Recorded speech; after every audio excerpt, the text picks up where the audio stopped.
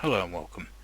Today sees the release of the F-16I Sufa module by LAHAK. It's been live now for the past few hours and had a little bit of a play with it.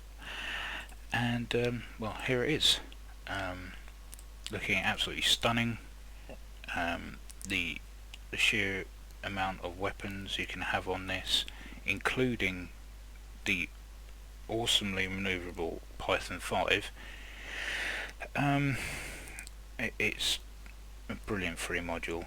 I know I reviewed the IDF mods project F-16I a few days ago, and there was, don't get me wrong, it's a good module, but this sort of upstages that in every aspect. For starters, it gets installed into your core modules folder in your big main DCS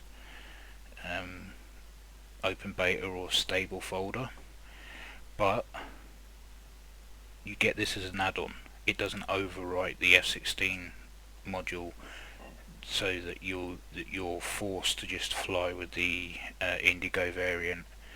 It's yeah, like I say, it's added onto that, so as well as all of your however many liveries and whatever, this is just added to it as a model and livery pack. Absolutely fantastic. I've been really impressed with this. I mean, it looks really good.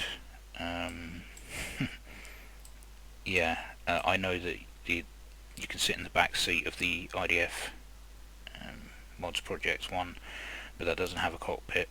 You can't sit in the back seat of this one, but there is definitely a Wizzo cockpit being developed for this, so that will be a game changer once that's been developed and released, and not to mention the extra Israeli weaponry that goes with this. If you don't know much about the Sufa, I can give you a bit of a background to it. Back in 2000, an initial Peace Marble 5 contract was signed back on the 14th of January of that year, with a follow-on contract signed in the December of the following year. A total of 102 units were purchased, and the first flight of this variant was the 23rd of December 2003, and deliveries initially began on the 19th of February 2004. Now, this may look like an F-16, but it's had the guts ripped out of it and is as different to the original Falcon as you could think, as approximately half of the avionics have been replaced with domestically produced variants. It can carry the L-8270, which is the Israeli aerial towed decoy. If you don't know what that is, it's very similar or more powerful than the towed decoy that the RAF Tornado F3 used back in the Bosnian War. And it's also carries the Elbit Systems helmet mounted sight, and also it comes with these, I don't know if they're beautiful or if they're ugly, I've not quite made my mind up, but it does look quite menacing from that angle. These are the Israeli Aerospace Industries conformal tanks. They are removable. They're there simply because when they added the back seat, a fuel tank was taken out in sort of to make way for the second crew member. So to make up for that, the external conformal fuel tanks, or CFTs as they're known, were employed to bolster up the fuel and to keep it in the air longer. And then obviously, if you don't know your F-16s inside out, you'll know that or you won't know, the F-16C, the power plant is the F-110 General Electric 129, which has 17,155 pounds of dry thrust and 29,500 with afterburner, whereas the Indigo variant has the F-100 Pratt & Whitney 229, which has 17,800 pounds of dry thrust and 29,560 pounds of thrust with afterburner. So slightly more powerful. You sort of need it with the added 2,000 pounds or thereabouts of added crew member, conformal fuel tanks, and not to mention the spine here, which is jam-packed full of electronic countermeasures, chaff flare dispensers, and obviously the extended air-to-air refueling port. And then you just got all these extra bulges and bumps, just make this thing look like it's, well, it just means business. I certainly wouldn't want to be on the receiving end of one. And any of those who don't speak Hebrew, that includes myself, Sufa in English is storm. So yeah, quite the name for quite an aircraft. You get 4 different liveries. You get Knights of the Orange Tail, which personally is my favourite. You get Bats, the One, and the Negev, or Negev, I'm not sure how you pronounce that one. And yeah, very nicely done as well. And also on their Discord, if you join their Discord, there is also a livery out for the KC-135 Israeli skin, so you can have an Israeli tanker to go with your Indigo variant. Now, to crack on with the added extras and the like, so we'll start with pylon 1. Air-to-air missiles, we've got the AIM-120s Bravo, Charlie 5, we've got AIM-9s Mike and X-Ray, we've got the CAP-M for your air combat manoeuvring, and Python 5, which just honestly is just, well, first time I used one, I was astonished just at how manoeuvrable it was. For pods, you get the ANASQ T50 Air Combat Manoeuvring Instrumentation Pod. Sorry, I've got a lot to remember here, and I'm scared I'm going to have a brain fart. On pylon 2, you pretty much as you were with pylon 1. In fact, it's a carbon copy of pylon 1. Pylon 3, air-to-air is the same. Pods, you've got the added pleasure of adding a travel pod if you're going on your holidays. Air-to-ground missiles, you've got cluster bomb unit of all types. You've got your harms, Mavericks of every description here, from carrying just the 1 to carrying multiples of 2 and 3. I'll just show you that for reasons. And then on pylon 4, oh wait a minute, I've not even finished on pylon 3. Bombs, cluster bomb units, JDAMs, laser guided bombs, Mark 82 Snake Eyes, you've got Baloots, you've got, well, the list goes on and on and on.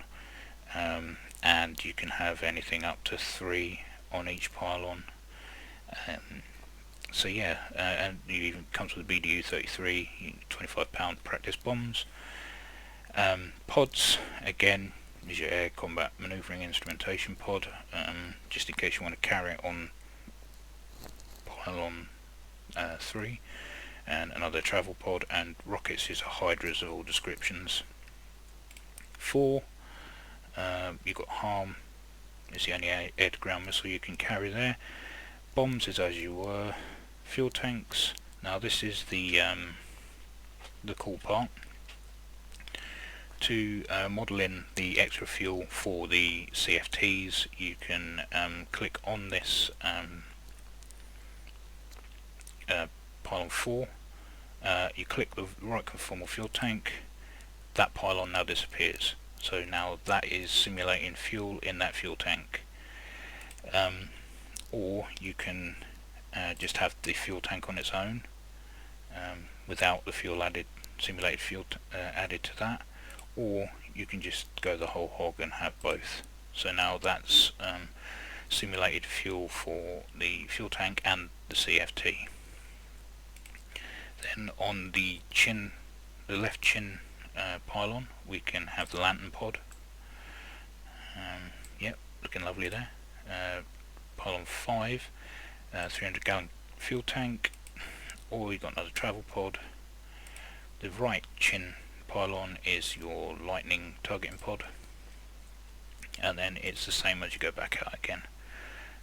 So I mean, you can have a pretty tooled up beast. I'll go for a couple of those. Go for the C5. Did you not? I would have thought there would have been an option to double up on those. Pods of bombs. Let's go with 3 snake eyes. No, 2 snake eyes. Yeah. Have an asymmetric setup here. And let's go for the AIM-9X, just to make things look a little different. Right, now what I'm going to do is I'll go into the simulator and we'll have a walk around on the ground just to see how things are slightly different to the Eagle Dynamics variant. So here we are in the front office. As you can see, if you look out over the wings there, you can see the conformal fuel tanks. The navigation lights have been very nicely done. Yeah, so the view out the back there's pretty good. I mean, you can see your Wizzo. Obviously there is a back seat back there. It is all modelled, and it's just the internals that need sorting out, I'm guessing. As you can see, the panels, the textures on the panels are all changed. Now it's all black with little bits of Hebrew here and there, as you can see across the top there, above the switches, under the HUD there.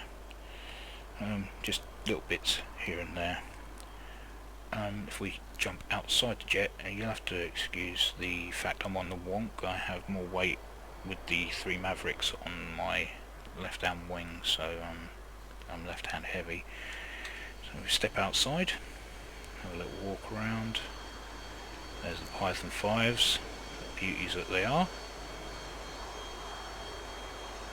Very nicely modelled. So yeah, no complaints at all there. And eagle-eyed amongst you will have noticed by now that the exhaust pedals on the Indigo variant are more splayed out for the Pratt & Whitney 229, whereas the General Electric 129 on the C variant has a more of an enclosed exhaust port. So yeah, so they've done some modelling from, well, a completely different engine, to be honest. And the reason why the Israelis went for the Pratt & Whitney engine instead of the General Electric, simply because they can interchange with the F-15I. They share pretty much the same engine, or if not the same engine. So that was a cost-cutting measure on their part, I'm guessing. So yeah, it looks absolutely fantastic, and I can already attest to that it already flies great, because it is the F-16C after all, but with a little bit more power. But yeah, let's jump back in. Now I'm not going to fly in this configuration because that would just be silly. I just did that for for reasons. So what I'm going to do is I'm going to jump out, and I've already got a merge set up with an Iranian MiG-29. So I'm going to jump into that now and have some fun with these Python 5s. Right, I've got them in front of me, all ready to go. Just need to lock him up and see what happens. Fox 2. Jesus Christ. Whoa, I hit him. Okay, that was short. I was actually expecting a bit of a fight, but those Python 5s are...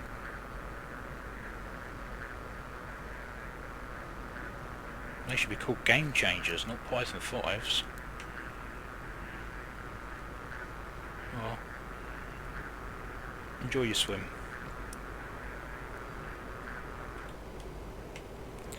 Oh well, there you go.